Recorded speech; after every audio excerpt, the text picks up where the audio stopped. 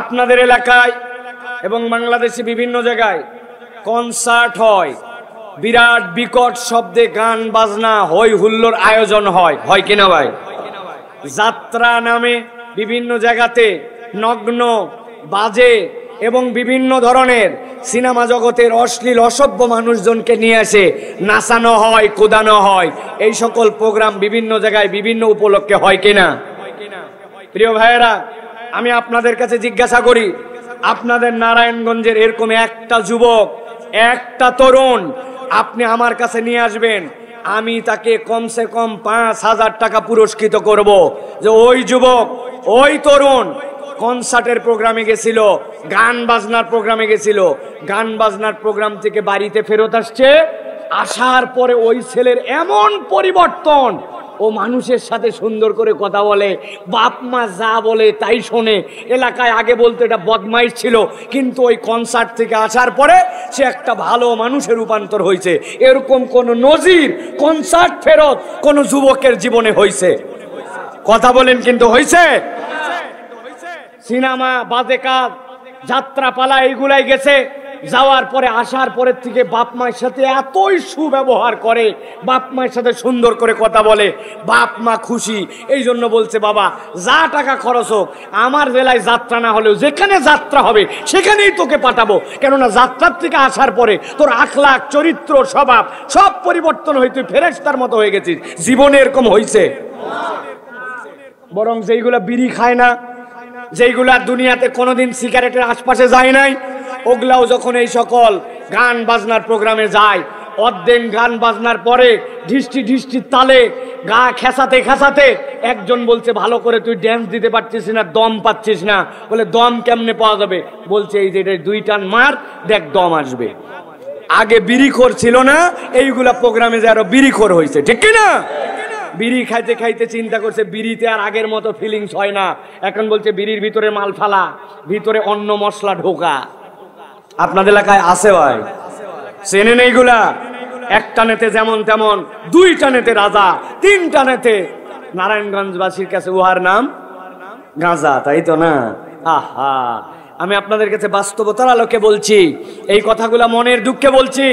এলাকায় অনেক ধরনের মানুষ আছে, এক ধরনের মানুষ মুনাফিকের চরিত্রে রূপান্তর হয়েছে। তাদের কথা মাহফিলের প্রয়োজন নাই, এত মাহফিল দিয়ে কি হবে? ঘন ঘন মাহফিল এই আয়োজন করে লাভ কি? যারা এই ধরনের কথা বলে এরা মুনাফিকের চরিত্রে, এরা সমাজের ভালো চায় না, এরা সমাজ খারাপ হোক চায়, ঠিক কিনা? কেননা এই কুরআনুল কারীমের আয়োজন, এখান থেকে কি শিখানো হবে ভাই? এখান থেকে কোনো রাজনৈতিক পাঠ দেওয়া হবে না, কোনো হিংসা হিংসি না, কোনো দলাদলি নয়, বরং এই যুবকরা যেন ভালো পথে আসে, এই মানুষগুলো যেন নামাজি হয়, এই মানুষগুলো যেন দ্বীনের উপরে চলে, এই উদ্বুদ্ধ করার জন্য এই মাহফিল, ঠিক কিনা? তাহলে আপনারাই বলেন, এইগুলো মাহফিলের প্রয়োজন আছে না নাই? জোরে বলবেন, আছে না নাই? বুঝে বলবেন।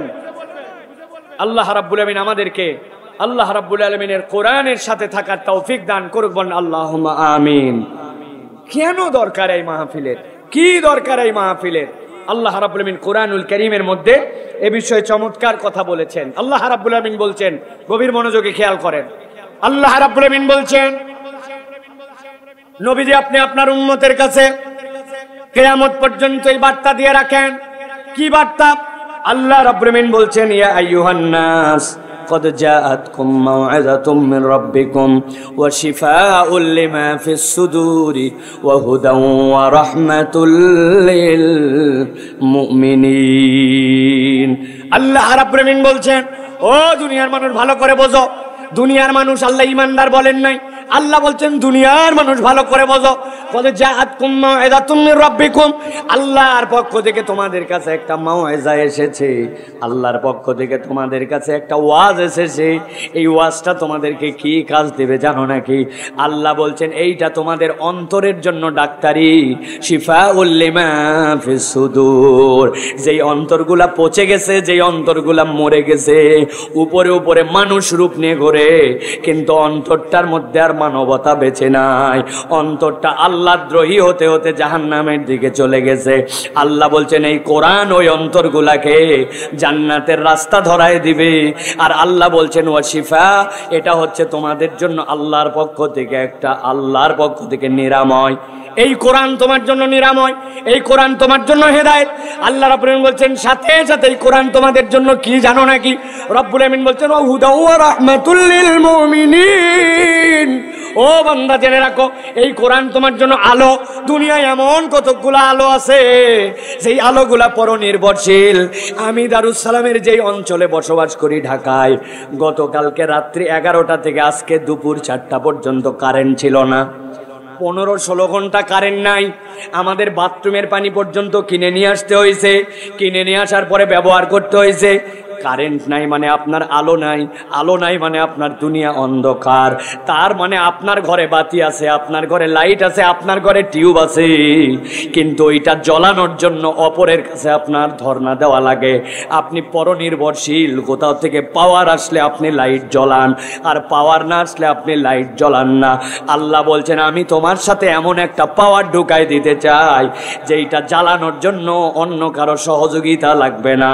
আল্লাহ বলছেন এই পাওয়ারটার নাম হচ্ছে কোরআন। যেই ব্যক্তির অন্তরের মধ্যে কোরআন থাকবে, আল্লাহ ওই অন্তরটাকে সদা আলোকিত রাখবে।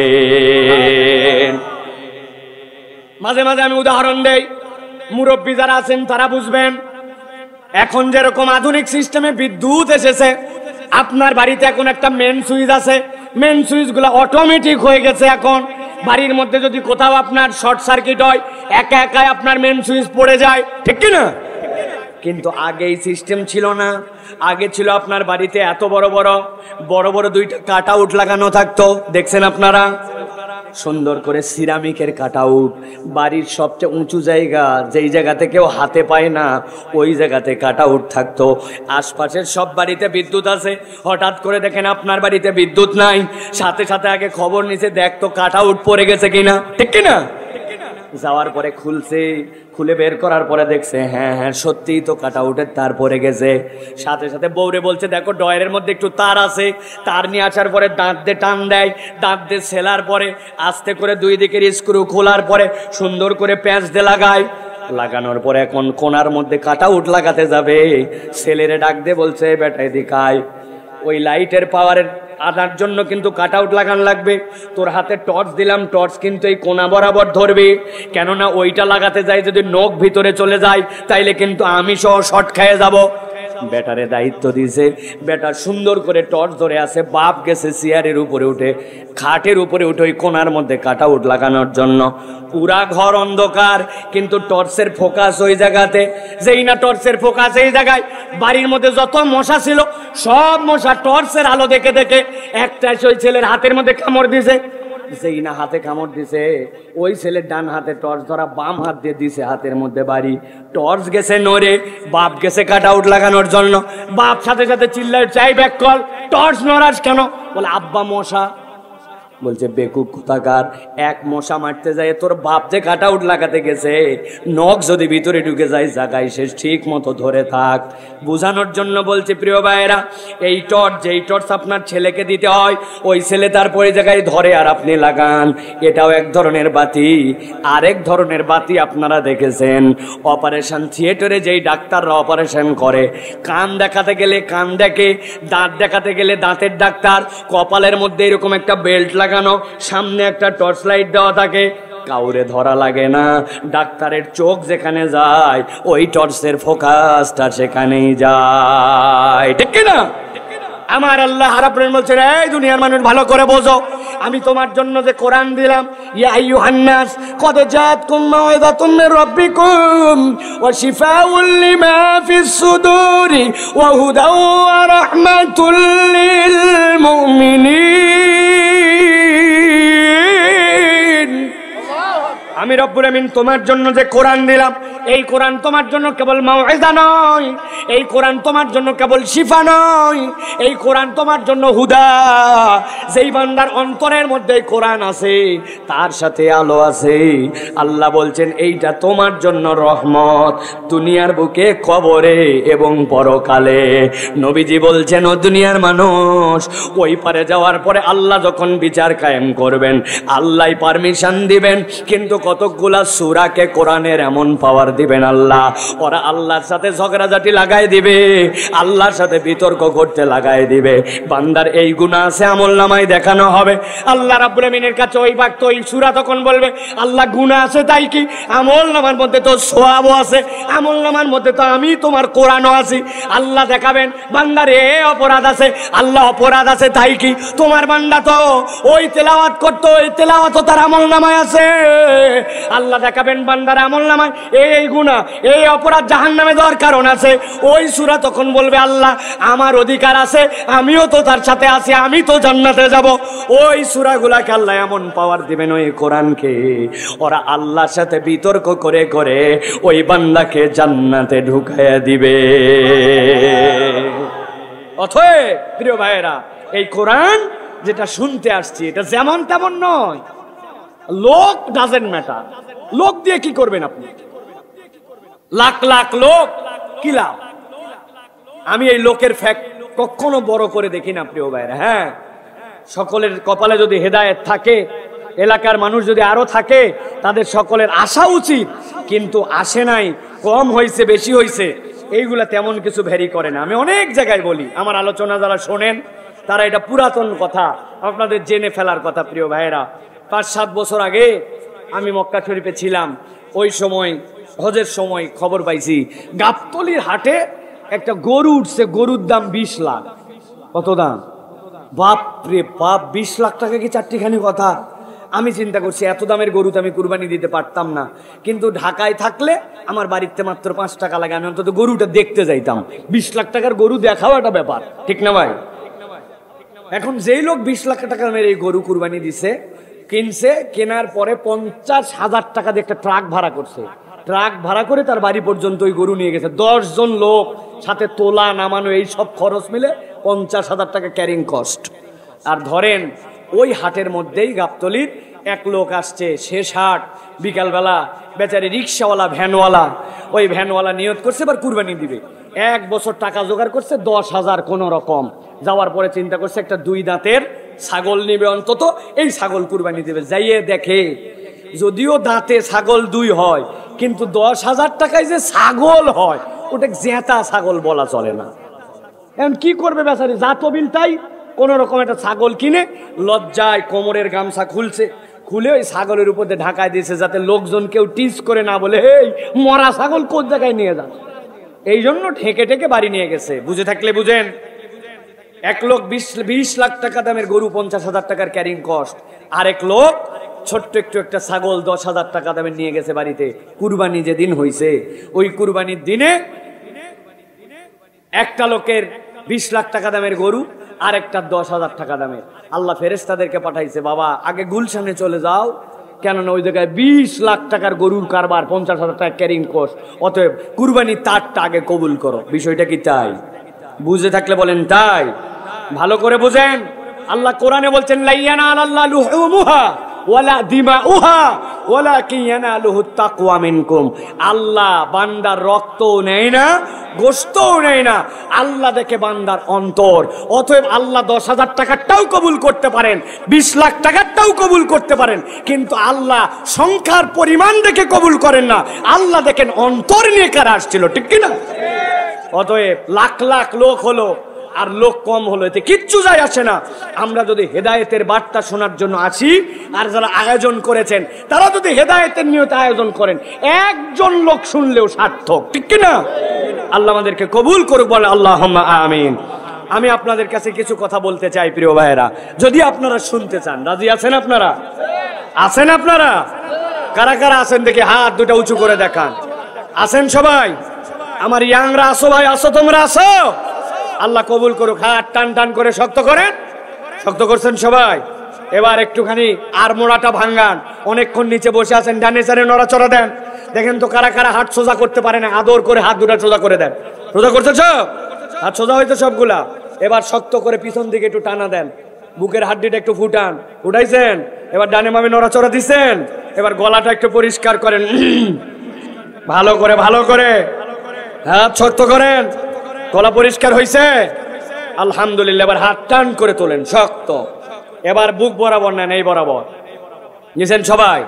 এবার আকাশ বাতাস মুখরিত করে আমরা একটা তাকবীর দিতে চাই, পারবেন ইনশাআল্লাহ? অলস লোকেরা ইনশাআল্লাহ বলবেন না, সব মাহফিলে কিছু ব্যাটারি ফিউজ লোক থাকে, এটাকে আপনি যত পাম পট্টি দেন কাজ হবে না। আপনি বলবেন লিল্লাহি তাকবীর, উনি আল্লাহ আল্লাহ, শেষ। এই ব্যাটারি শেষ হওয়া লোক আমার দরকার নাই, যেগুলোর হিম্মত আছে তারা বলেন আল্লাহুম্মা আমিন, পারবেন ইনশাআল্লাহ। বাহিরের লোক টের পাবে যে আলহামদুলিল্লাহ এই জায়গায় মধ্যে মুজাহিদ কতকগুলা কোরআন শোনার জন্য গভীর রাত্রে আসে, পারবেন ইনশাআল্লাহ। দেখে একটা আকাশ বাতাস মুখরিত করে একটা তাকবীর দিতে হবে, রেডি সবাই? দেখে একটা তাকবীর দেন, লিল্লাহি তাকবীর, লিল্লাহি তাকবীর, আল কোরআনের আলো, আল হাদিসের আলো, তোমার নেতা আমার নেতা, তোমার নেতা আমার নেতা, লিল্লাহি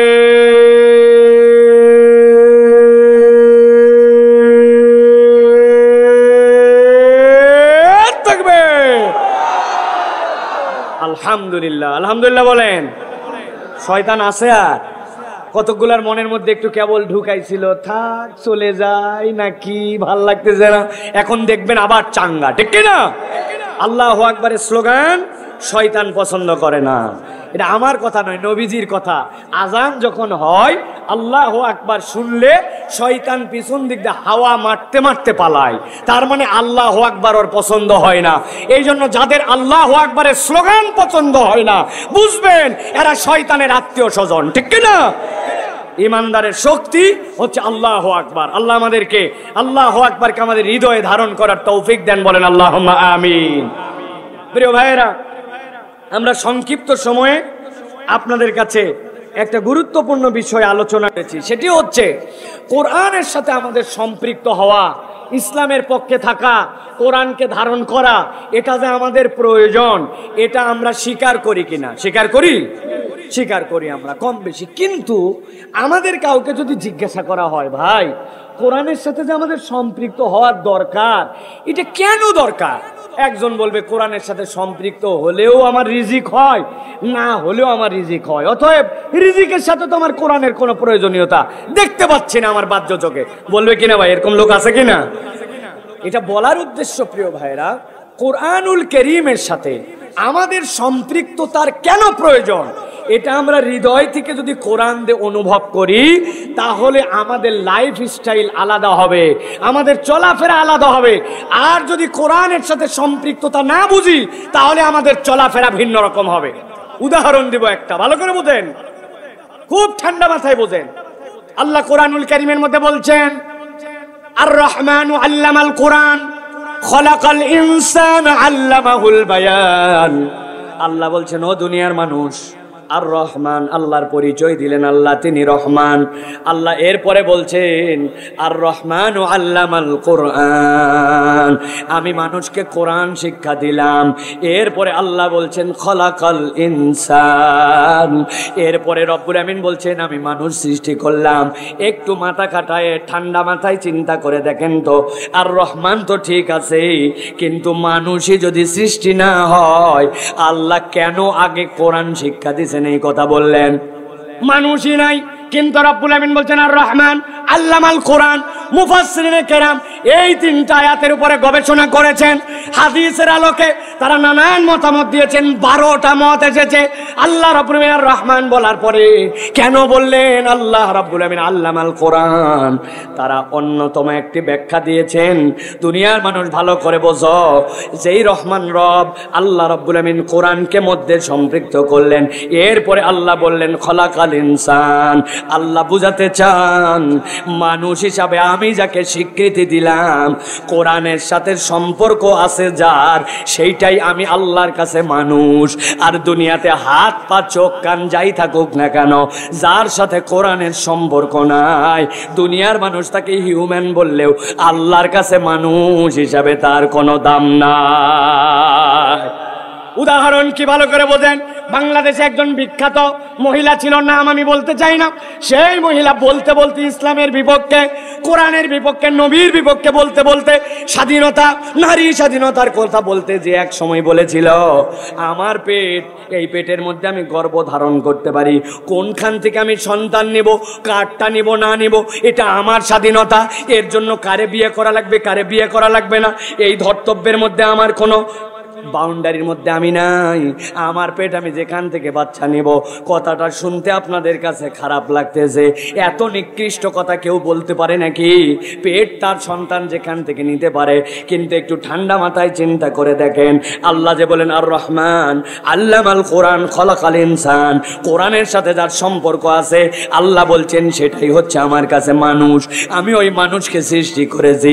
এখন এই মহিলার এই কথা বলা তো অস্বাভাবিক কিছু নয়। ওই মহিলা দেখতে মানুষের মতো হলেও তার সাথে আল্লাহর বিধান, কোরআনের কোনো সম্পর্ক নাই। এই জন্য হাত পা চোখ কান থাকার পরেও এই মহিলা যাই বলুক না কেন, ওইটা আল্লাহর কাছে মানুষ হিসেবে বিবেচিত নয়, ঠিক না? এই জন্য দেশের মধ্যে যত উল্টাপাল্টা কথা যখন কেউ বলে, আল্লাহর বিধানের বিপক্ষে কথা বলে, বুঝবেন সাথে সাথে আল্লাহ রাব্বুল আলামিন এই বান্দার জীবনের মধ্যে কোরআনের সম্পৃক্ততা দেন নাই। মুফাসসিররা আরেকটা অনন্য ব্যাখ্যা করছেন, আর রহমান মানে দয়াবান রহমান। তারা বলছেন আল্লাহর জাতের নাম আল্লাহ, কিন্তু আল্লাহর জাতের আরেকটা নাম হচ্ছে রহমান, উপরে রহমান। আর আল্লাহ রাব্বুল আলামিন 3 নম্বর আয়াতের মধ্যে বলেছেন খলাকাল ইনসান, নিচে মানুষ, আর মধ্যে কোরআন আল্লাহ রেখেছেন। আল্লাহর সাথে বান্দার যে সম্পর্ক, ওইটা কোরআন দিয়ে সম্পর্ক। কোরআনের সাথে যুক্ত হয়ে আল্লাহ বান্দার কাছে যায়। এই সম্পর্ক যদি কেউ করতে চায় আল্লাহর সাথে, কোরআন ছাড়া তার কোনো বিকল্প মাধ্যম নাই। সুবহানাল্লাহ। এই জন্য আল্লাহ রাব্বুল আলামিন দুনিয়ার মানুষকে বুঝাতে চান, ও দুনিয়ার মানুষ, এই কোরআনের সাথে তোমার সম্পৃক্ততার প্রয়োজন আছে। আমি কোরআনুল কারীম থেকে সরাসরি আপনাদের কাছে আজকে 5টা প্রসঙ্গের কথা বলবো।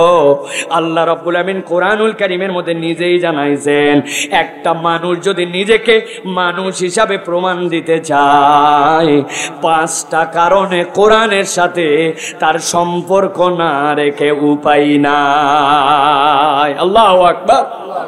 তাহলে মানব জীবনে কোরআনের সাথে সম্পৃক্ততার অনেক প্রয়োজন, কিন্তু আজকে আমরা সংক্ষিপ্ত সময়ে 5টা প্রয়োজন শুনে আমাদের জীবনে যদি এখান থেকে গ্যাপ থাকে, ওইটা দূর করে আজকে সিদ্ধান্ত বদল করে বাড়িতে চলে যাব। বলেন আল্লাহুম্মা আমিন।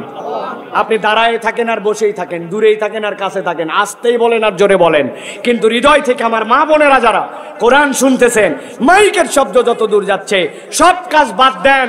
মোবাইলটা অনেক টিপছেন, ফেসবুক অনেক চালাইছেন, ইউটিউব অনেক দেখছেন, বাড়ির টিভি বন্ধ করেন, কোরআনের কিছু কথা শোনেন। আল্লাহ আপনাকে হেদায়েতের নূর আপনার অন্তরের মধ্যে দিয়ে দিতে পারে। বেশিরভাগ বাড়ির মধ্যে এখন দেখবেন বরকত নাই, স্বামী স্ত্রীর মধ্যে মিল নাই, সন্তান কথা শোনে না, বেয়াদবের আখড়া ওই বাড়িগুলা আছে কিনা? বাপ মা খালি হুজুরের কাছে যে বলে, হুজুর দোয়া করেন। আপনার বাড়িতে নাই কোরআন, আপনার বাড়িতে নাই কিচ্ছু। আপনার বাড়িতে টিভি জুড়ছেন না জুড়ছেন, টিভির মধ্যে গান হয়, বাজনা হয়, সব হয়, কিন্তু আপনার বাড়িতে 1 ঘন্টা আপনার কোরআন তেলাওয়াত হয় না। আপনার বাড়িতে আসমান থেকে ফেরেশতা নেমেছে বরকত দেবে নাকি? আপনি বরকতের কারখানাই বন্ধ করছেন, ঠিক না? বাড়িগুলা সব নাপাক বানায় ফেলছে, বাড়িগুলোর মধ্যে ফেরেশতা প্রবেশ করে না। আপনি দেখতেছেন ইন্ডিয়ান সিরিয়াল, যে সিরিয়ালের মধ্যে অমুক মূর্তি, তুমুক মূর্তি, অমুক পূজার অনুষ্ঠান, তুমুক পূজার অনুষ্ঠান। আপনি নিজে উলু দেন না, কিন্তু আপনার টিভি চ্যানেল উলু দেয়। সন্ধ্যার পরে সিরিয়ালের মধ্যে উলু করে আপনার বাড়িতে উলু চড়ে, আপনার বাড়িতে বরকত হবে কেমন করে, ঠিক না? হিসাব করেন, মাথা খাটান। আপনি নিজে হুজুর, আপনি নিজে মহিলা হুজুর, কিন্তু আপনি এমন পোশাক পরা মহিলাদের ছবি দেখতেছেন, এমন ধরনের বেহায়াপনা দেখতেছেন যেটা লজ্জায় আগে ফ্যামিলি দেখতে পারতো না, এখন সবাই মিলে দেখে। আগে ক্রিকেট খেলার ফাঁকে বিভিন্ন ধরনের বিজ্ঞাপন হতো, আমরাও মাঝে মাঝে ক্রিকেট খেলা দেখতাম, লজ্জায় মাথা নিচু করে থাকতাম যে ওই বিজ্ঞাপন কখন শেষ হবে, তারপরে আবার মাথা উঁচু করা লাগতো, অন্য প্রসঙ্গে কথাবার্তা বলে ওই সময় পার করতাম। আর এখন বাপ, বৌমা, ছেলে, স্ত্রী সবগুলো একসাথে বসে ওইগুলো দেখে, কারো কোনো লজ্জাও লাগে না, একজন আরেকজনের সাথে আলোচনা করে আবার এর মধ্যে। এত বেহায়া আমরা হয়েছি, কথা কি অবাস্তব? বুঝে বলেন অবাস্তব? বেহায়ার কারখানা বানাইছে আমরা আমাদের বাড়ি থেকে। বরকত আসবে কোত্থেকে? এজন্য কথা শোনেন, টিভি অফ করেন, মোবাইল অফ করেন, মাইক অনেক দূরে দূরে দেওয়া হয়েছে, কথা শোনেন, আল্লাহ বরকত দিবে ইনশাআল্লাহ। প্রিয় ভাইরা, তাহলে আমরা মানব জীবনে সংক্ষিপ্ত সময়ে জেনে যাব আজকে 5টা কারণে কোরআনের সাথে আমাকে জুড়তে হবে। কয়টা কারণ? জোরে বলেন কয়টা? আরেকটু জোরে বলেন কয়টা? 5টা। আমরা এই 5টা কারণ ইনশাআল্লাহ জানার চেষ্টা করব। সংক্ষিপ্ত, আমি আগে ডানে বামে কথা আমি বেশি দূর নিয়ে যাব না, আমরা শেষ করে দিব সময় মতো ইনশাআল্লাহ। 1 নম্বর, মানব জীবনে কোরআনের সাথে সম্পৃক্ততা দরকার। এই জন্য কুরআনুল কারীম ছাড়া আমাদেরকে কেউ পথের দিশা দিতে পারে না। কোরআন ছাড়া আমাদেরকে কেউ পথের দিশা দিতে পারে না। আল্লাহ রাব্বুল আলামিন কুরআনুল কারীমের মধ্যে বিষয় কথা বলেছেন, গভীর মনোযোগে একটা দিকে আপনাদের দৃষ্টি আকর্ষণ করব, খেয়াল করেন। নবীজি সাল্লাল্লাহু আলাইহি সাল্লাম উন্নত চরিত্রের মানুষ। 1 থেকে 25 বছর পর্যন্ত মক্কায় যে রোগগুলা ছিল, মক্কার মানুষের যে সকল সমস্যা ছিল, নবীজি অনবরত ভেবেছেন, সমাধানের জন্য চেষ্টা করেছেন, কিন্তু আল্লাহ নবী এইগুলা একটাও প্রপারলি সমাধান করতে পারেন নাই। এরপরে নবীজি সাল্লাল্লাহু আলাইহি সাল্লাম 25 থেকে 40 বছর 15 বছর পর্যন্ত গারে হেরার মধ্যে বসেছিলেন। আল্লাহ নবী ধ্যান করতেন আর ভাবতেন 5টা বিষয় নিয়ে। 1 নম্বরে আল্লাহ নবী এই সমাজটা যে জাহেলি সমাজ বলা হতো, এখানকার এতিমদের সম্পদকে তারা গ্রাস করে খেয়ে ফেলতো, নারীদেরকে সম্মান দিত না, খানায় কাবাকে মূর্তির মিউজিয়াম বানায় ফেলছিল, আরবের মানুষরা যুদ্ধবাজ ছিল। 4 নম্বরে জোরজার মুল্লুক তার ডাকাতি করাকে তারা তাদের পেশা বানাইছিল। নবীজি 15 বছর ভেবেছেন কেমনে এদেরকে ডাকাতির থেকে দূরে দেওয়া যায়, কেমনে এই মানুষগুলার অধিকার ফেরত দেওয়া যায়, কেমনে এই নারীগুলাকে মুক্তির ব্যবস্থা করা যায়। খানায় কাবা যেটা তাওহীদের ঘর, ওই ঘরকে মূর্তির মিউজিয়াম বানাইছে। ছোট্ট একটু ঘটনা নিয়ে এই মানুষগুলা যুদ্ধ বিগ্রহে লিপ্ত হয়, এদের যুদ্ধ থেকে কেমনে সরায় রাখা যায়। 1 বছর 2 বছর নয়, নবীজি 15 বছর চিন্তা করেছেন, সমাধান করতে পারেন নাই। আবার আল্লাহ রাব্বুল আমিন কোরআনুল কারীমের মধ্যে আয়াতে কারিমা অবতীর্ণ করলেন, নবীজি সাল্লাল্লাহু আলাইহি সাল্লামকে বললেন, এ আমার হাবিব, আপনার প্রতি যে ওহী এখন দেওয়া হলো, আপনাকে জানানো হলো, এই পদ্ধতি যদি আপনি পরিবর্তন করতে চান, তাহলে প্রথম আপনার পরিবর্তন হচ্ছে ইকরা বিসমি রাব্বিকাল্লাযী খলাক। যেমন তেমন পাঠ দেই পরিবর্তন হবে না। যেই শিক্ষার সাথে আল্লাহ এবং আল্লাহর রাসূলের পরিচয় আছে, ওই শিক্ষায় যদি জাতিকে শিক্ষিত করা যায়, তাহলে কেবল জাতির ভাগ্যের পরিবর্তন সম্ভব। নচেত জাতির শিক্ষিত যত বেশি হবে, যেখানে আল্লাহর পরিচয় থাকবে না, ওই জাতির শিক্ষিতরা তত বড় চোর হবে। যারা ঠিক বলছেন বুঝে বলেন নাই। আমি আপনাদের কাছে উদাহরণ দেই। আপনাদের এই মসজিদে হঠাৎ করে খবর পাইছেন একটা জুতা চোর ধরা পড়ছে। কি চোর? একটু বুঝে বলেন কি চোর? যেই লোক আসরের নামাজে আসে নাই, বাইরে যায়, তারা খবর দিছে, এই ভাই মসজিদে একটা জুতা চোর ধরা পড়ছে, চল হাত গরম করে আসি, শীতের কাল। দৌড়ায় চলে আসছে, জুতা চোর ধরা পড়ছে, লাগা বক্সিং, নাকে মুখে 2টা বক্সিং দিছে। খানিকক্ষণ কিল ঘুষি দেওয়ার পরে বলছে, আচ্ছা এই জুতা চোর যে জুতা চুরি করলো, কোন জুতাটা চুরি করছিল একটু দেখাতো। একজন বলছে, ওই যে সামনে দেখছি যে এই জুতা। তাকায়, ওর মাথায় হাত। যে জুতা চুরি করার কারণে যে পরিমাণ মায়ের খালো, ওই জুতা যদি বাজারেও তোলা হয় 100 টাকা বিক্রি হবে না। বলে হাই হাই, এই জুতা চুরি করছে, ব্যাককল, জুতা চুরি করবে, এটা ভালো জুতা চুরি কর। বুঝানোর জন্য বলছি, বলেন তো ভাই, যেই জুতা চোর আপনার এলাকায় জুতা চুরি করলো, ও কি বড় শিক্ষিত? ও ভাই একটু কথা বলেন। ওর কি সামাজিক স্ট্যাটাস হাই? ওর পরিবারে কোনো অভাব অনটন কিচ্ছু নাই, বিষয় কিরকম না, ওই জুতাচোর অভাবী, ওই জুতাচোরের সামাজিক কোনো স্ট্যাটাস নাই, ওই জুতাচোর সমাজের মধ্যে কোনো সম্মান রাখে না, পড়ালেখা নাই। কিন্তু এবার একটু উত্তর দিতে হবে। আমার আল্লাহ রাব্বুল আলামিন এই জন্য বলছেন, এক নম্বরে বান্দা, তোমার জীবনে পথের দিশা যদি পেতে চাও তাহলে কোরআনুল কারীমের সাথে তোমাকে সম্পৃক্ত হতে হবে। আল্লাহ বলছেন, আলিফ লাম রা কিতাবুন আনজালনাহু ইলাইকা লিতুখরিজান নাসা মিনাজ যুলুমাতি ইলান নূর। এই দুনিয়ার মানুষ, আমি আল্লাহ রাব্বুল আমিন তোমাকে বললাম, এমন কিতাব তোমাকে দেওয়া হলো, আনজালনাহু ইলাইক, আপনার প্রতি অবতীর্ণ করা হয়েছে, লিতুখরিজান নাসা মিনাজ যুলুমাতি ইলান নূর। এই মানুষগুলা অন্ধকার, ওই অন্ধকার থেকে আলোর রাস্তা দেখার জন্য এই কোরআন। সুবহানাল্লাহ। এমন লোক আপনার সমাজে আছে, মরে যাবে সে, কিন্তু 2 নম্বর করবে না, ঘুষ খাবে না, মিথ্যা কথা বলবে না, মরে যাবে সে, আছে কি না? আরে এমন লোক আছে, প্রয়োজন নাই, কিন্তু ওই লোকের ইমানের অবস্থা এমন, ওরে আপনি জোর করে রমজান মাসে ধরছে নাই, মুখটা আপনার শুকনা ভাই, আহারে তুমি আমার কাছের দোস্ত, এই দেখো তোমার জন্য 1 বোতল জুস আনছি, ভাই আমি অফিস থেকে বের হয়ে যাওয়ার পরে তুমি ঘরের মধ্যে যাই 1 বোতল পানি খাইয়ে নিও। ঠাড়ায় হাত তুলে হাত গোছায় বলবে, ব্যাক কল বেয়াদব, দেখি তোর গাল দে তো 1 থাপ্পড় দে, বেয়াদব কোথাকার, তুমি আমার মুখ শুকনা দেখে তুমি আমার কাছে নিয়ে আইছো জুস নিয়ে আইছো, তুমি ব্যাক কল। বলে ভাই আমার সামনে খাইস না, বাথরুমে খাস। না রে বলদের বলদ, বাথরুমের মধ্যে খাইলেও কি আল্লাহ দেখে না নাকি? বলছে তাহলে এক কাজ কর, তোর বাড়িতে পুকুর আছে না, পুকুরের মাছ বরাবর যায় ডুবগি দিয়ে 1 ঢোক পানি খাস, কেউ দেখবে না। বলে আরে বেকুবের বেকুব, পুকুরের মধ্যে ডুব দিয়ে খেলে, বাথরুমে খেলে, একা খেলে, সব জায়গায় আল্লাহ দেখে।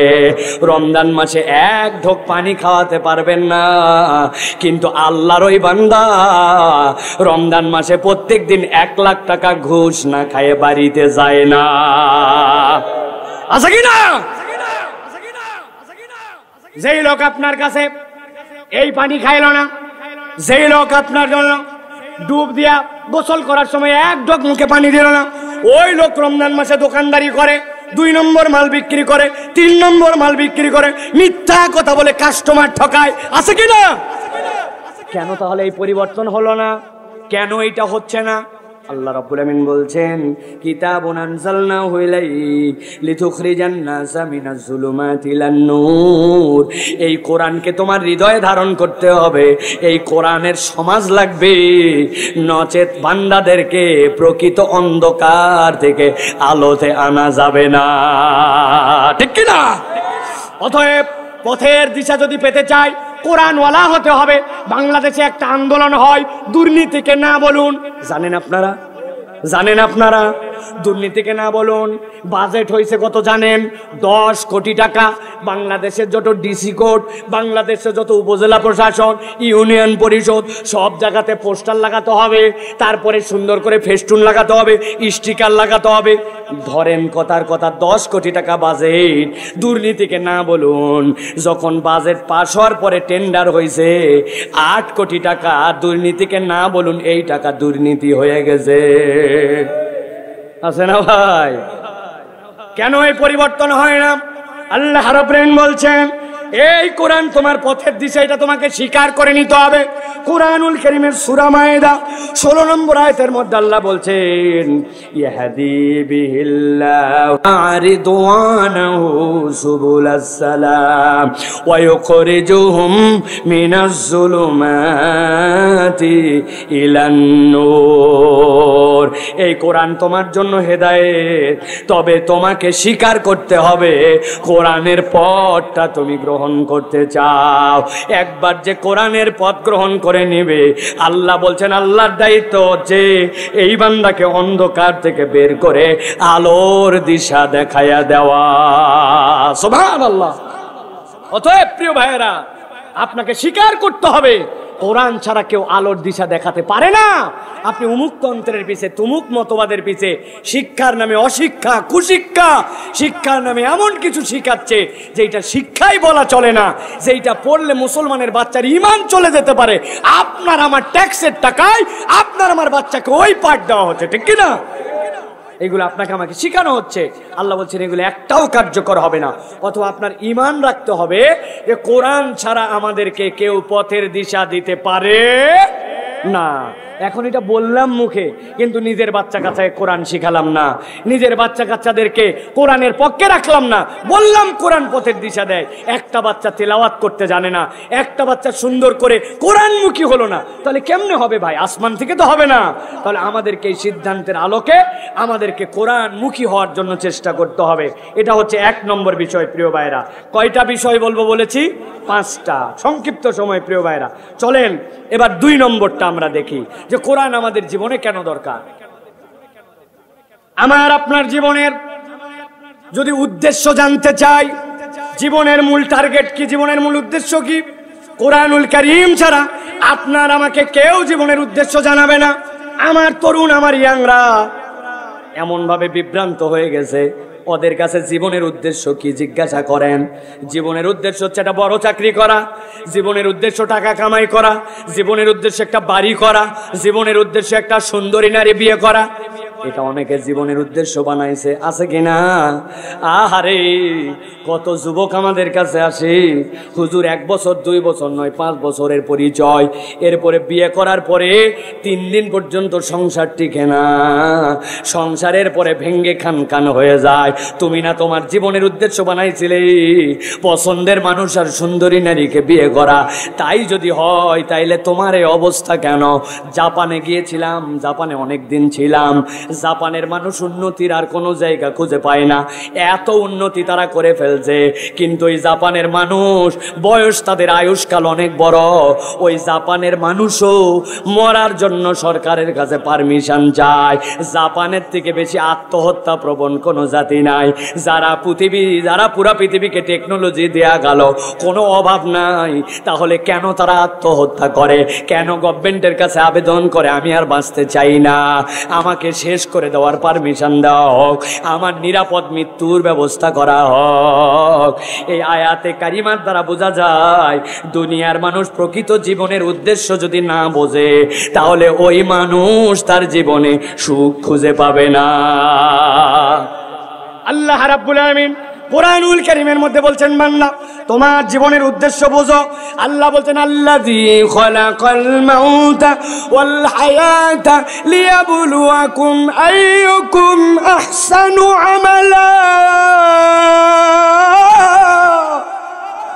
এই দুনিয়ার মানুষ, আমি আল্লাহ রাব্বুল আলামিন তোমাকে আগে জানালাম, আল্লাযী খালাকাল মাউতা, যিনি মৃত্যু সৃষ্টি করছেন।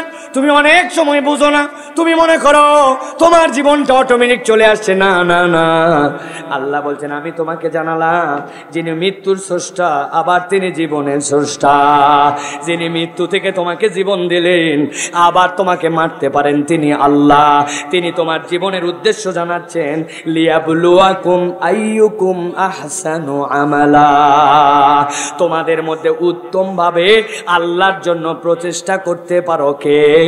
এই উত্তম প্রচেষ্টাকারী হিসাবে আমি আল্লাহ তোমাকে সৃষ্টি করেছি। সুবহানাল্লাহ বলেন। বুঝেন নাই? ভালো করে একটা উদাহরণ দেই। উত্তম প্রচেষ্টাকারী দ্বারা কি বুঝাইছেন আল্লাহ? আপনি বুঝেন নাই? জীবনে ইসলাম একটা জিনিস আপনাকে শিখিয়েছে, মুসলমান কখনো পারফেকশনিস্ট হয় না, নিখুঁত হয় না, কিন্তু মুসলমান উত্তম প্রচেষ্টাকারী হয়।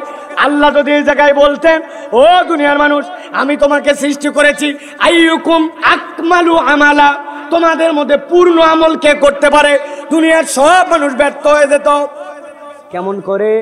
এখানে একজন লোক হাত তোলেন, হুজুর জীবনে এমন ভাবে আমার লাইফে আমি 2 রাকাত নামাজ আদায় করেছি, যেই নামাজে আমার মন কোনো দিকে যায় নাই, নিখুঁত আল্লাহর দিকে ছিল। নবী যেভাবে বলছেন, তুমি আল্লাহকে দেখতেছো, আমি যেন আল্লাহকে দেখছি, আর আমি যদি নাও দেখতে পাই আল্লাহ তো আমাকে দেখেন, এই রকম খুজু সব কিছু সহ এমন ভাবে 2 রাকাত নামাজ পড়ছি, আমি বুকে হাত দিয়ে বলতেছি আল্লাহ এইটা কবুল না করে পারবে না। কেউ আছেন এখানে? হাত তোলেন। পারবো কেউ বলতে? আপনারা বলবেন হুজুর এত ওয়াজ আপনি করেন, বাপের বেটা হলে আপনি হাত তোলেন, ঠিক কিনা? কিন্তু আমরা কেউ হাত তুলতে পারি না। তাহলে আমাদের ইবাদত কি হবে? আমাদের নামাজের কি হবে? আমাদের রোজার কি হবে? আমাদের দান সদকার কি হবে? আল্লাহ বলছেন, ভালো করে বোঝেন, আল্লাহ বলছেন, ও বান্দা, আমি তো তোকে পূর্ণতার জন্য সৃষ্টি করি নাই, লিয়াবলুয়াকুম আইয়ুকুম আহসানু আমালা। আমি দেখতে চাইছি সর্বোচ্চ চেষ্টাটা তোর মধ্যে ছিল কিনা। 2 রাকাত নামাজের জন্য দাঁড়ায় গেছি, সানা পড়তে পড়তে মন অন্যদিকে চলে গেছে, সাথে সাথে বলছে আল্লাহ আমার মন তো আমি অন্যদিকে নিতে পারি না। আবার নিয়ে চলে আসছে সূরা ফাতিহার দিকে। সূরা ফাতিহার 3 আয়াত যাতে না যাতে আবার চলে গেছে পরিবারের দিকে, পূর্বের দিকে, অমুক কথার দিকে। আবার মনকে টেনে আনছি, আনার পরে সূরা ফাতিহা শেষ করার পরে সূরা ইখলাস পড়ছি। সূরা ইখলাস পড়ার পরে নামাজের থেকে আবার মন ছুটে গেছে, সাথে সাথে আল্লাহর কাছে আবার তওবা করছি। তওবা করে আবার মন নিয়ে আসছি নামাজের মধ্যে, রুকুতে চলে গেছি। যাওয়ার পর আল্লাহকে বলছি, আল্লাহ এতক্ষণ ধরে যা চেষ্টা করলাম, এখন আমি দুনিয়ার মানুষ হলে হবে কি? দুনিয়ার যত পশু প্রাণী যারা রুকুর হালতে আছে, আয় আল্লাহ আমি এখন রুকুর হালতে চলে গেছি। যাওয়ার পরে এখন তোমার কাছে বলছি, আল্লাহ সুবহানা রাব্বিয়াল আযীম। আমি যখন মাজা ভেঙ্গে পশুদের মতো, তখন আমি বলছি আমার রব পবিত্র এবং তিনি সবচেয়ে বড়। এরপরে বান্দা দাঁড়ায় গেছে সামি আল্লাহু লিমান হামিদা বলে। বান্দার মন অন্যদিকে গেছে, কিন্তু আল্লাহ বলছেন, বান্দা এতক্ষণ পর্যন্ত তুই যা বলছিস সামি আল্লাহু লিমান হামিদা, তোর রব সবগুলা শুনেছে। বান্দা খুশিতে রব্বানা লাকাল হামদ বলেছে। বলার পরে সিজদায় চলে গেছে। সিজদায় যাওয়ার পরে কপাল যখন তার মাটিতে, যখন সাপ, টিকটিকি, বেজি, তেলাপোকা তাদের মতো তার কপাল যখন মাটির সাথে লাগানো, ওই বান্দার কপাল মাটিতে, তখন আল্লাহর কাছে বলছে সুবহানা রাব্বিয়াল আলা। আমার কপাল যখন স্বপ্নের নিচে, আমার রব তখন সবচেয়ে উপরে। আমার বান্দার নামাজের মধ্যে মন 1000 বার গেছে, কিন্তু নামাজ বাদ দিয়ে দেয় নাই, নামাজের মধ্যে থাকার চেষ্টা করছে। আমার আল্লাহ বলছেন, ও দুনিয়ার মানুষ, আল্লাযী খলাকাল মাউতা ওয়াল হায়াতা লিয়াবলুয়াকুম আইয়ুকুম আহসানু আমালা। তোর জীবনের উদ্দেশ্য বুঝ, তুই পূর্ণ করতে পারবি না, কিন্তু তোর উত্তম করার প্রচেষ্টা থাকবে। বান্দা যখন এই উত্তম করার প্রচেষ্টা করবে, 1000 ভুল হওয়ার পরেও বান্দার ওই আমলকে আল্লাহ কবুল করে নিবে। আমার আল্লাহ বলছেন, জীবনের উদ্দেশ্য বুঝ বান্দা, অন্তর দিয়ে বুঝ, কেউ তোরে বুঝাবে না। দুনিয়ার সবাই তোর পিছনে লাগছে, তোরে সবচেয়ে সেরা হওয়া লাগবে, সবচেয়ে ভালো হওয়া লাগবে, সবচেয়ে ফার্স্ট হওয়া লাগবে। আল্লাহ বলছেন, ফার্স্ট হওয়ার প্রতিযোগিতা আল্লাহ তোরে নামান নাই। আল্লাহ দেখতে চান তোর সাধ্যের মধ্যে তোর রবের জন্য তুই সর্বোত্তম চেষ্টা করিস কিনা।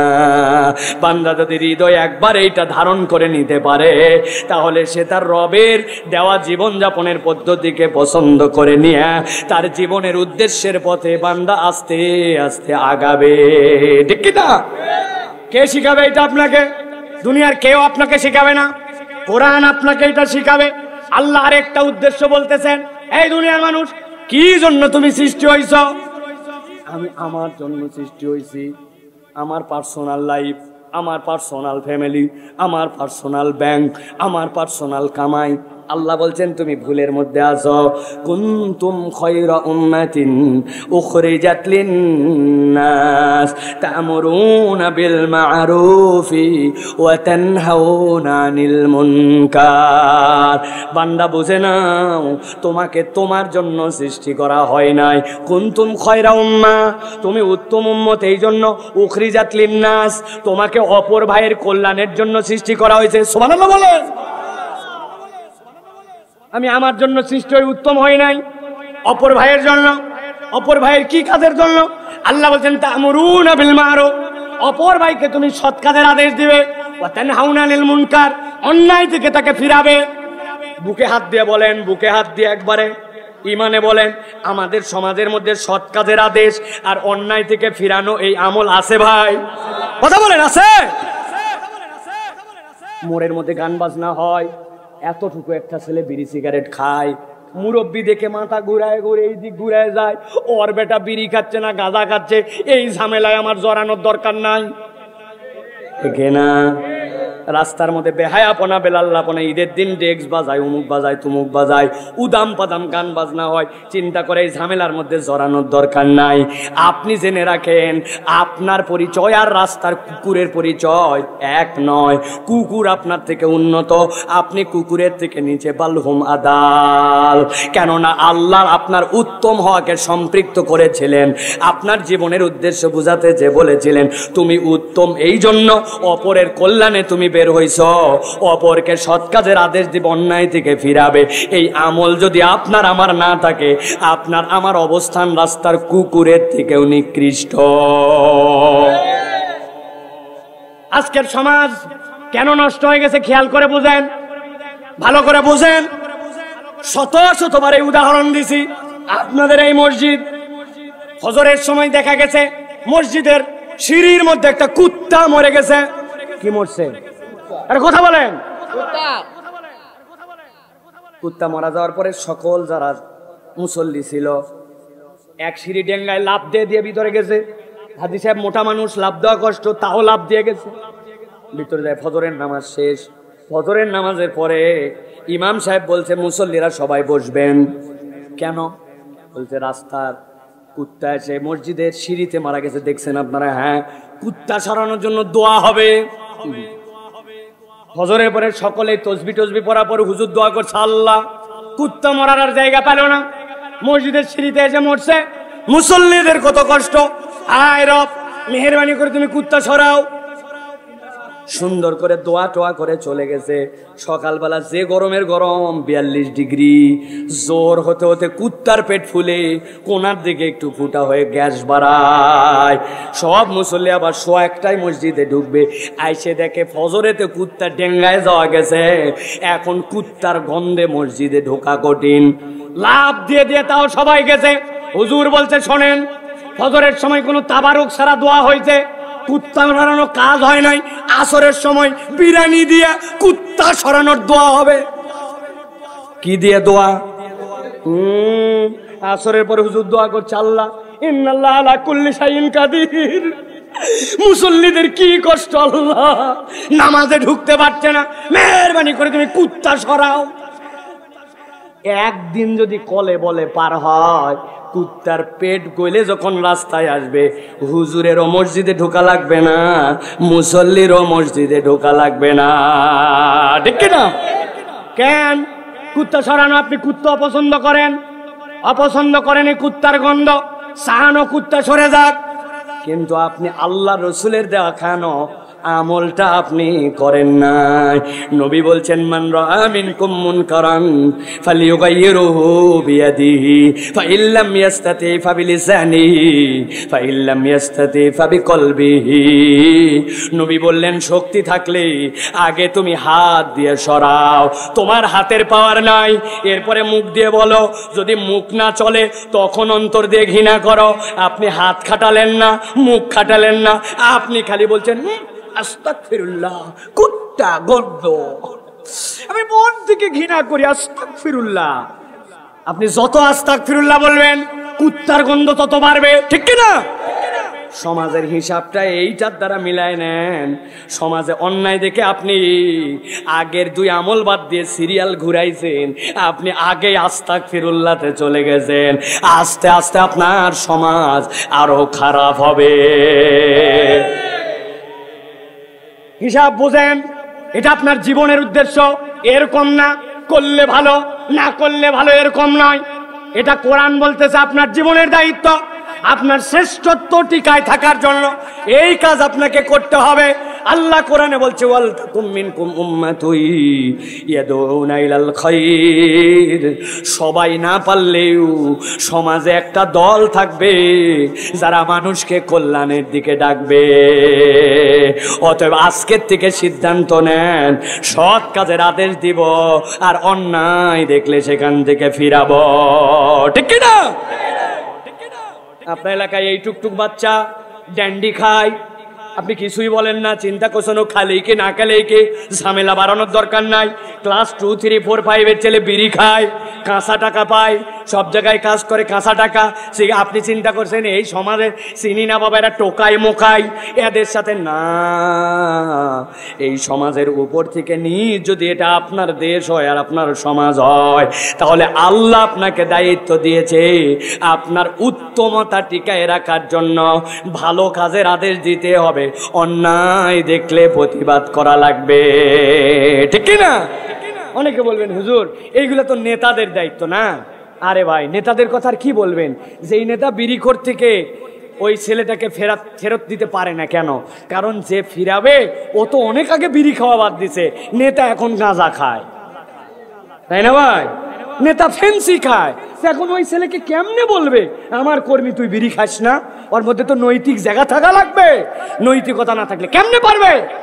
আপনি নিজে আপনার পরিবার পর্দা করে না, আরেকজনকে আপনি কেমনে বলবেন এই মা এই তোমার বুকের কাপড় কই, তুমি এরকম বেহায়া পরে ঘুরো কেন?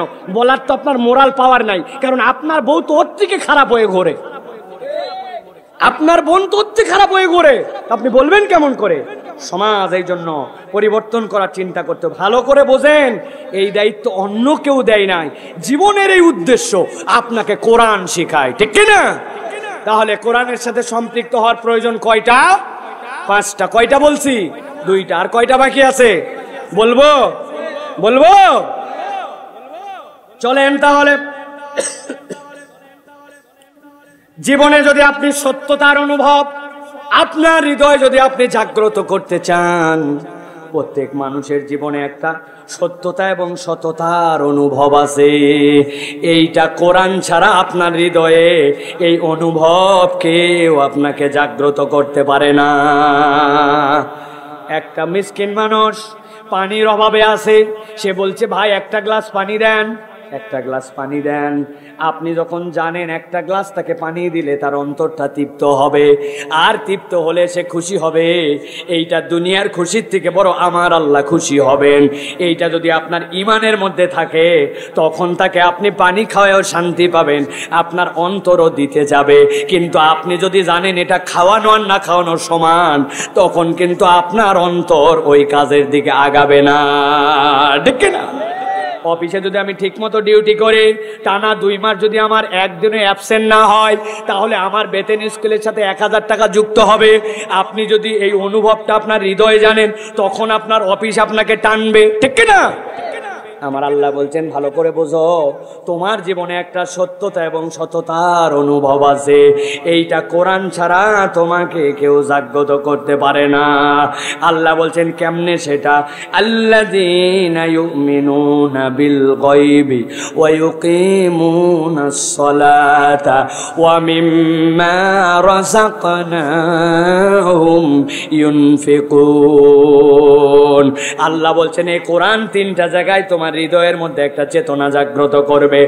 1 নম্বরে আল্লাযীনা ইউমিনুনা বিল গায়ব, চোখে যা দেখি তাই বিশ্বাস করি না, না না আমি তো চোখে কিছুই দেখি না, আমি তো বেশিরভাগই গায়েবের উপর বিশ্বাস করি।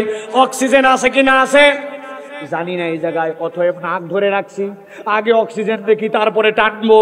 কয় সেকেন্ড? 1.5 মিনিটের মধ্যে কেল্লা ফতে, ঠিক কিনা? তা আপনি না আপনার অক্সিজেনই দেখেন না, বিশ্বাসের উপর আপনি নিচ্ছেন, তাহলে আমি কি বার দেখে? আমার চোখে তো কিছুই দেখি না। আল্লাহ বলছেন আল্লাযীনা ইউমিনুনা বিল গায়ব, ইমানদারের অন্তরের মূল শক্তি হচ্ছে গায়বের উপরে বিশ্বাস করা। আমার একজন রব আছেন, আমার একজন খালিক আছেন, আল্লাহর কাছে আমার হিসাব দিতে হবে, এই বোধের জায়গাটা ইসলাম আর কোরআন আপনার হৃদয়ে জাগায়। 2 নম্বরে আল্লাহ রাব্বুল আলামিন বলছেন ওয়া ইউকিমুনাস সালাত, ওই মানুষগুলা আল্লাহর জন্য সালাতে দাঁড়ায়, ইউকিমুনাস সালাত, সালাত কায়েমকারী হয়ে যায়, ওই মানুষের দুনিয়া একদিক সালাত একদিক তার সাথে। এইটা যদি তার হৃদয়ের মধ্যে একবার ঢুকে যায়, গভীর কথা ভালো করে বুঝেন। 3 নম্বরে আল্লাহ বলছেন ওয়া মিম্মা রাযাকনাহুম ইউনফিকুন। অনুবাদ খেয়াল করেন, আমার দিকে তাকান। ওয়া মিম্মা, যা কিছু আমি রাযাকনাহুম তাদেরকে রিজিক হিসাবে দিয়েছি, ইউনফিকুন আমার দেওয়া রিজিক থেকে তারা খরচ করে। আয়াতের অনুবাদ বুঝছেন? আপনার কাছে বলছে ভাই 1000 টাকা আমাকে দাও, আপনি বলছেন আমি আমার টাকা থেকে 1000 টাকা তোমাকে দান করলাম। আল্লাহ তো এই কথা বললেন না। আল্লাহ বলছেন ওয়া মিম্মা রাযাকনাহুম ইউনফিকুন, আমি আল্লাহ তোমাকে যে রিজিক দিয়েছি সেখান থেকে সে খরচ করে। বোধের জায়গাটা কি ভেবে দেখেন নাই? একটুখানি ক্লিয়ার করে দিলে আপনার পরিষ্কার হয়ে যাবে। ধান লাগানো দেখছেন আপনারা? কথা বলেন ভাই, গ্রামের মানুষ আছেন না এখানে? কেমনে ধান লাগায়? ধানের জন্য সুন্দর করে আগে একটা ছোট্ট বেড বানায়, যেই বেডের মধ্যে প্রথমে বীজগুলা ফেলে, বীজগুলা ফেলার পরে বীজগুলা যখন গজায় ওখান থেকে এরপরে ধানের চারা তোলার পরে এরপরে মাঠের মধ্যে যায় সিরিয়াল করে সুন্দর করে মাঠের মধ্যে লাগায়, ওখান থেকে আজ করে ধান হয়। দেখছেন আপনারা? এবার একটু ঠান্ডা মাথায় দেখেন, 10 কেজি ধানের বীজ, একটা বীজতলা রেডি করছেন আপনি। ওই বীজতলার মধ্যে আপনি রেডি করার পরে ওই ধানের বীজ ওখানে দিবেন, দেওয়ার পরে ট্যাঙ্ক গজানোর পরে সুন্দর করে চারা হবে, ওইটা নিয়ে আপনি ধান খেতে লাগাবেন। এখন আপনাদের কাছে জিজ্ঞাসা করব, উত্তর দেন তো, ধানের যে বীজটা ধান থেকে বের হয়, যেদিক সেদিক থেকেই কুশি আর যেদিক সেদিক থেকেই শিকড় বের হয়, নাকি কুশি বের হওয়ার দিক একটা আছে, শিকড় বের হওয়ার দিক একটা? শিকড় একদিক থেকে বের হয়, কুশি একদিক থেকে বের হয়। এখন আপনি যখন 10 কেজি ধান সুন্দর করে ছোট্ট একটু বেডের মধ্যে ছিটাইছেন, ভালো করে মাথা কাটান, যেই জায়গায় আপনি ছিটায় রেখে আসছেন, আপনি যদি ক্যালকুলেশন করে দেখেন 95 বীজ আপনি ভুল ছিটাইছেন। কি ছিটায় মেরে দিয়ে আসছেন?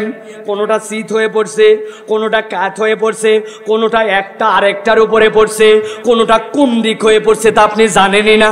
মাত্র 5% শিকড়ের দিকটা শিকড়ে গেছে, 95 বীজ আপনি উল্টা পাল্টা ছিটায়া ওভারনাইট পার করছেন। পরের দিন সকালে যাওয়ার পরে দেখছেন প্রত্যেকটা শিকড়ের দিক নিচে চলে গেছে, কুশির দিক উপরে উঠে গেছে, মাটি পেয়ে গেছে শিকড়, কুশি পেয়ে গেছে উপর দিকে। কখন মাথা খাটায় দেখলেন না 95 উল্টা ছিটালাম? তারপরে কোন রব শিকড় গুলাকে নিচে দিল আর কুশি গুলাকে উপর দিকে তুলে দিল? আমার খেতে আমি সেচ দিলাম, আমি বলি আমার টাকায় সেচ দিলাম। আহারে গরম, আমার টাকা, পানির বিল আমরাও দেই 700-800 টাকা। গতকালকে রাত্রি 11টা থেকে আজকে বিকাল 4টা পর্যন্ত ছিল না পানি, কারেন্ট ছিল না। বাহির থেকে মিনারেল ওয়াটার কিনে নিয়ে এসে বাথরুমের কাম সারা লাগছে। মাত্র 15 ফিট নিচেই পানি, ওই পানি উঠানোর মতো আমার আর কোনো ক্ষমতা নাই। আপনি বলছেন আপনার ক্ষেত আপনি সেচ দেন, আপনি বলতেছেন আপনার ক্ষেত আপনার ইচ্ছা মতো চলে। আপনার পুরা ক্ষেত 1 বিঘা, একটা 5 ইঞ্চির ইট আপনার কোনো একটা ধানের চারার উপরে রেখে দেন, খোঁজ নিয়ে দেখেন 3 দিন পরে তুলে দেখেন নিচের সাদা হয়ে গেছে, ঠিক কিনা? তার মানে আসমান থেকে সূর্য লাগে। আপনার আমার বাপ দাদা কারেন্টের বিল দেয় অল্প একটুখানি চলানোর পরে কত ইউনিট, আর আসমানের কত ইউনিট আলো দিয়া আপনার ধানের চারা গজালো, আপনার সরিষা গজালো, আপনার গম গজালো, আপনার লাল শাক যেটা খাইলেন, আলু যেটা খাইলেন, পটল যেটা খাইলেন, কার খেত আর কোন জায়গার আবাদ আপনি হিসাব করেন নাই। আল্লাহ বলছেন ওয়া মিম্মা রাযাকনাহুম ইউনফিকুন। কোরআন তোমার মধ্যে এই সততার অনুভব জাগ্রত করবে। ওই গায়েবের রব আমার জন্য এই রিজিক দেয়, এই রিজিক আমার হাতের কামাই নয়, ঠিক না? এটা একবার যদি আপনার মনে আসে, আপনার জীবনে একটা সত্যতার অনুভব আসবে। কেউ আপনার কাছে চেয়ে ফেরত যাবে না, যাকাত দিতে আপনার কষ্ট হবে না, আপনার মনে হবে না 1 লাখ টাকা আমার কামাই। আল্লাহ বলছেন ওয়া ফি আমওয়ালিহিম হাক্কুল লিস-সাইলি ওয়াল মাহরুম। বেটা তোর কামাই হয় কেমন করে? এটা তো আমি তোর অধিকার, আল্লাহ রাব্বুল আমিন গরিবের অধিকার তোর সম্পদে ঢুকায় রাখছেন। আল্লাহ বলছে এই বোধ তোকে সমাজতন্ত্র শিখাবে না, গণতন্ত্র শিখাবে না, দুনিয়ার আধুনিক মতবাদ ওয়ালারা তোরে শিখাবে না, এইটা তোকে কোরআন তোর এই বোধ জাগ্রত করবে। অতএব আপনি আপনার জীবনে যদি সত্যতার অনুভব পেতে চান, কোরআনুল কারীম ছাড়া কোনো বিকল্প নাই, ঠিক না? বাংলাদেশে বৃদ্ধাশ্রম আছে জানেন না ভাই? বৃদ্ধাশ্রম থাকে একটা বিরাট লাভ আছে জানেন?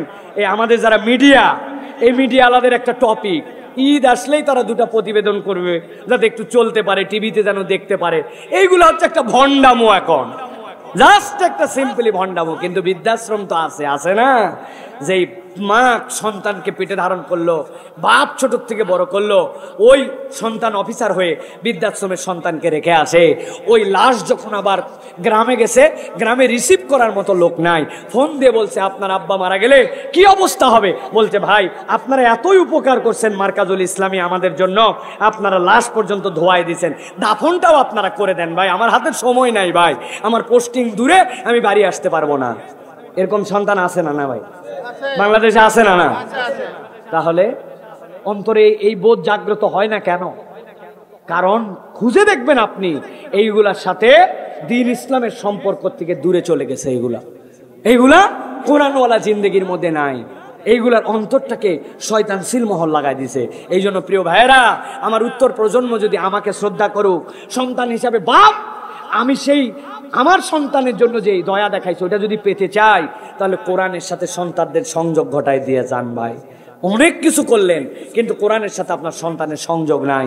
আল্লাহ আমাদেরকে বোঝার তৌফিক দান করেন। প্রিয় ভাইরা, 4 নম্বরে কোরআনের সাথে আমাদের সম্পৃক্ত হওয়ার দরকার। এই জন্য রবের পরিচয় আপনাকে প্রকৃত পরিচয়, কোরআন ছাড়া কেউ আপনাকে রবের প্রকৃত পরিচয় দিতে পারে না। আল্লাহ রাব্বুল আমিন কোরআনুল কারীমের মধ্যে এই জন্য বলেছেন, এই দুনিয়ার মানুষ, তোমার রবের পরিচয় যদি তুমি পেতে চাও আর তোমার রব কে এইটা যদি জানতে চাও, কোরআনের কাছে তোমাকে আসতে হবে। তোমাকে মাঝে মাঝেই তোমার সমাজ মিসগাইড করে, মাঝে মাঝে তোমাকে উস্কায়, তোমার কামাই তুমি করো, তোমার কষ্ট তুমি করো, এত আল্লাহ আল্লাহ করো কেন? আল্লাহ কি তোমারে খাওয়ায় নাকি?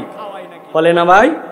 আল্লাহ বলেন, এই জন্য কোরআনে বলছেন, ওয়া তাম্মাত কালিমাতু রাব্বিকা সিদকাও ওয়া আদলা লা মুবাদদিলা লিকালিমাতিহি ওয়া হুয়াস সামিউল আলিম।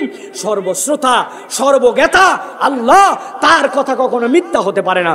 অতএব তোমার রবের সাথে তোমার যদি পরিচয় থাকে তাহলে তুমি মানুষ, আর রবের সাথে তোমার পরিচয় না থাকলে তুমি মানুষ রূপী পশুর থেকে অধম।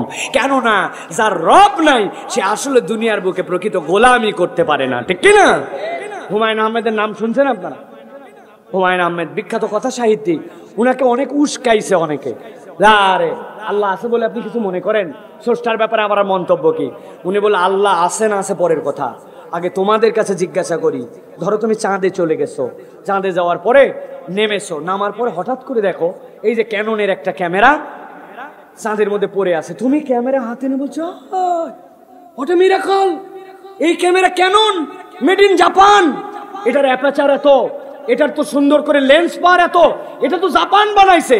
তুমি চাঁদে গেছো, যাওয়ার পরে একটা ক্যামেরা দেখে ক্যামেরার ম্যানুফ্যাকচারার খোঁজো, ক্যামেরা বানালো কে, কোন দেশের, এইটা খুঁজে বুঝো, জাপান বানাইছে, তুমি ওইখানে গর্ববোধ করো।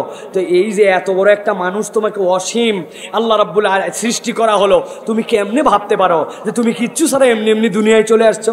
এত সহজেই চাপ নাকি? তুমি তোমার দিকে তাকালেই তো তুমি অবাক হয়ে যাবা যে রব তোমাকে কিরকম ভাবে সৃষ্টি করলেন। এইগুলা camera 68 GB 128 GB memory card, এইগুলা ক্যামেরা ফুল হয়ে যায়, আবার নতুন মেমোরি কার্ড লাগায়।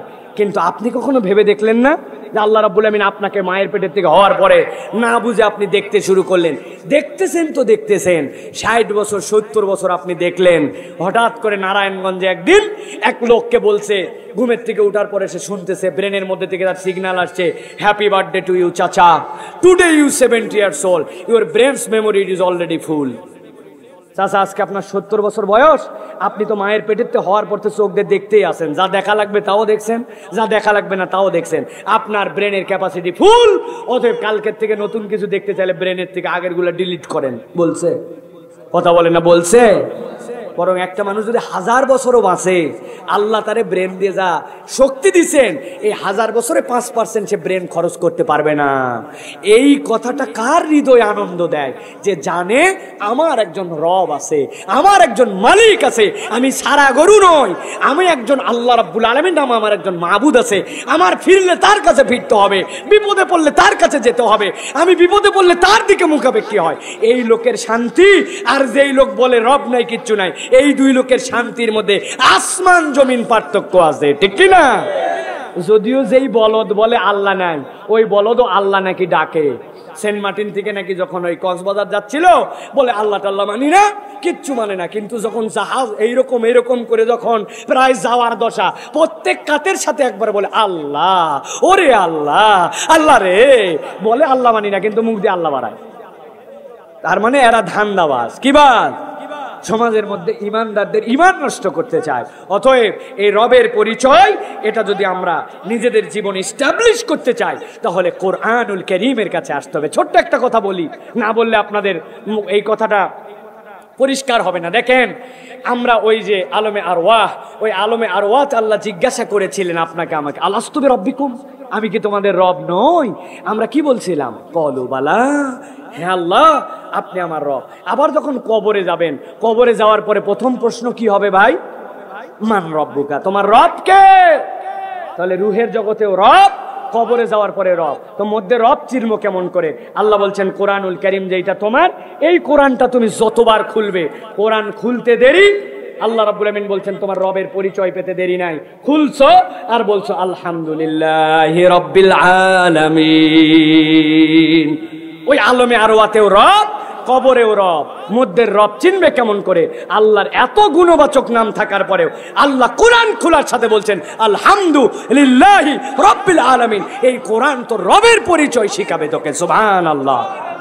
অতএব আলমে আরওয়ার বিশ্বাসে কবরে যায় সঠিক উত্তর দিতে চাইলে রবের পরিচয় লাগবে, আর রবের পরিচয় কোরআন ছাড়া প্রকৃতার্থে পাওয়া যায় না, ঠিক কি না? অতএব প্রিয় ভাইরা, কোরআনের কাছে আসতে হবে। সর্বশেষ, একদম শেষ আজকে যেটা বলবো প্রিয় ভাইরা, সেটা হচ্ছে কোরআনের সাথে সম্পৃক্ততার প্রয়োজন আমাদের। এই জন্য জীবনের পরিণতি আমাদের কি, এটা আপনাকে কে জানাবে? জীবনের পরিণতি কি, আলটিমেট ডেস্টিনেশন কি, গোল অফ ইউর লাইফ, আপনার জীবনটা কোথায় দেখতে চান, এটা আপনাকে কে শিখাবে? একজন বলছে আমি আমার জীবনে দেখতে চাই, সারা জীবন তো অমুক অমুক জায়গায় চাকরি করছে, আমি একটা ইন্ডাস্ট্রিয়ালিস্ট হতে চাই, হয়ে গেছে ইন্ডাস্ট্রিয়ালিস্ট, কিন্তু সে কিন্তু জীবনের আলটিমেট গোল বোঝে নাই। ইন্ডাস্ট্রিয়ালিস্ট যে, সেও মরবে, আর ওই ইন্ডাস্ট্রিয়ালিস্টের বাড়ির দারোয়ান যেটা, ওইটাও মরবে। তাহলে তুমি না বিরাট বড় একজন শিল্পপতি হয়ে মরলা, আর একজন দারোয়ান হয়ে মরলো, দুইজনই তো মরলো, তাহলে তোমাদের আলটিমেট গোল কি লাইফে? আল্লাহ রাব্বুল আমিন বলছেন ইন্না হাযাল কুরআন يهدي للتي هي أقوم ويبشر المؤمنين الذين يعملون الصالحات أن لهم أجرا كبيرا। আমার আল্লাহ বলছেন, ও বান্দা ভালো করে বোঝো, ইন্না হাযাল কুরআন, নিশ্চয় এই কোরআন, ইয়াহদি লিল্লাতি হিয়া আকওয়াম, আল্লাহ বলছেন কম সমূহকে হেদায়েতের রাস্তা দেখাবে। ওয়া ইউবাশশিরুল মুমিনিনা আল্লাযীনা ইয়ামালুনাস সালিহাত, আর ওই মুমিন যারা দুনিয়ায় ঈমান আনার পরে ভালো কাজ করে, আল্লাহ বলছেন তাদের ব্যাপারে একটা শুভ সংবাদ দিচ্ছে, আন্না লাহুম আজরান কাবীরা, তারা জীবনের উদ্দেশ্য বুঝে নে, আল্লাহ তাদের জন্য এক বিশাল বিশাল প্রতিদানের ব্যবস্থা করবেন।